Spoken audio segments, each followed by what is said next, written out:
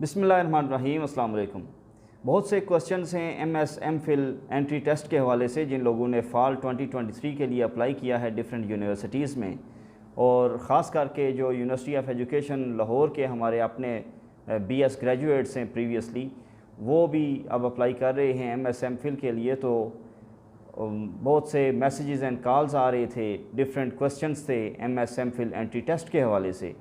तो I thought कि once for all उन सब के लिए एक वीडियो में रिकॉर्ड कर दूं जिसमें मैं सारे क्वेश्चंस को एड्रेस करने की कोशिश करूंगा जो मुझसे पूछे गए।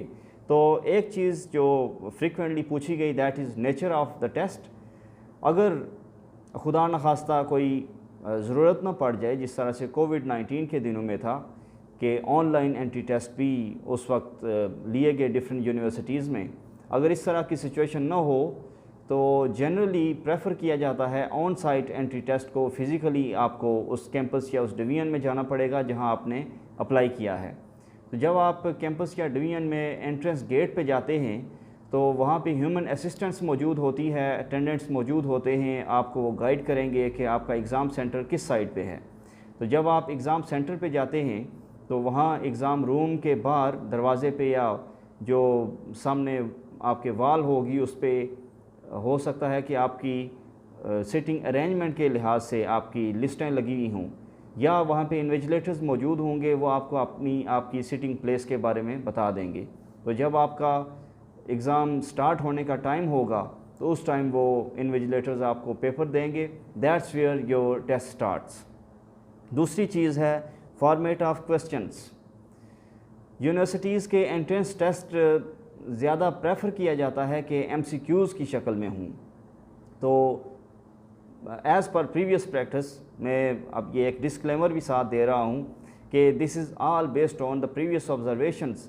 इसमें अगर आपको इससे कोई चेंज लगता है इस दफ़ा के टेस्ट में या फ्यूचर टेस्ट में, तो उसमें वो फिर अकॉर्डिंग टू दोज चेंजेस होगा जो university administration time to time करती रहती है। तो मैं आपको ये चीज़ें जो हैं ये प्रीवियस प्रैक्टिस के लिहाज से बता रहा हूँ। तो उस लिहाज से अगर देखें तो एमसीक्यूज़ की शक्ल में ही सारा पेपर होता है, और उसमें जो नॉर्मल प्रैक्टिस है उसमें 100% में से अगर देखें तो सब्जेक्ट रिलेटेड सबसे ज़्यादा होगा। 70% तकरीबन सब्जेक्ट रिलेटेड क्वेश्चंस होंगे, एमसीक्यूज़ होंगे। और उसके अलावा जो ग्रेजुएट असेसमेंट टेस्ट का पार्ट है उसमें तकरीबन 30% ओवरऑल गैट का वो पार्ट होगा, और उसमें 10% इंग्लिश, 10% मैथमेटिक्स और 10% जनरल एबिलिटी के क्वेश्चंस होते हैं। यानी कि अब इंग्लिश में वोकेबलरी, सिनोनिम्स और डिफरेंट मैचिंग वर्ड्स या पेयर ऑफ द वर्ड्स, आप उस तरह के डिफरेंट क्वेश्चंस देख सकते हैं। यानी आपकी इंग्लिश के ऊपर कमांड को चेक किया जाता है उस 10% के अंदर। और उसके बाद फिर जो मैथमेटिक्स का पार्ट है ये बिल्कुल जनरल मैथमेटिक्स होता है जो आपने मैट्रिक लेवल तक पढ़ा होता है। बेसिक अलजेब्रा के क्वेश्चंस होते हैं, कोई ज्योमेट्री का क्वेश्चन हो सकता है, लेकिन वो सारा जो है वो बेसिक मैथमेटिक्स में से होता है।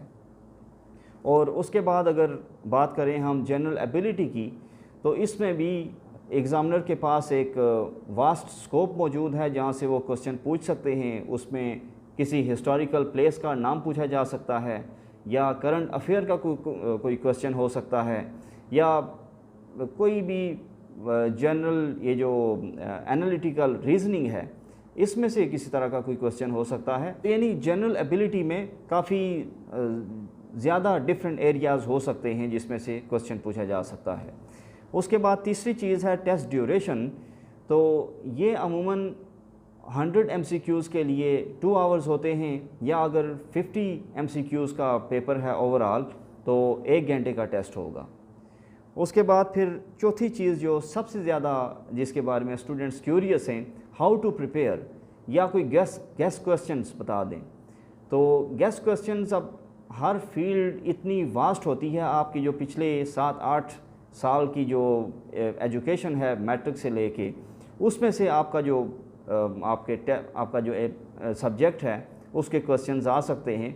तो उसके गेस इतनी शॉर्ट वीडियो में देना इतना मुमकिन नहीं है, इसके लिए सबसे जो बेस्ट चीज़ आप कर सकते हैं वो है जो सीनियर्स मौजूद हैं उस यूनिवर्सिटी के अंदर, यानी कि जिन्होंने इस पिछले साल या उससे पिछले साल जिन्होंने टेस्ट दिए हैं, वो आपको सबसे ज़्यादा अच्छा गाइड कर सकते हैं किस तरह के क्वेश्चन होंगे।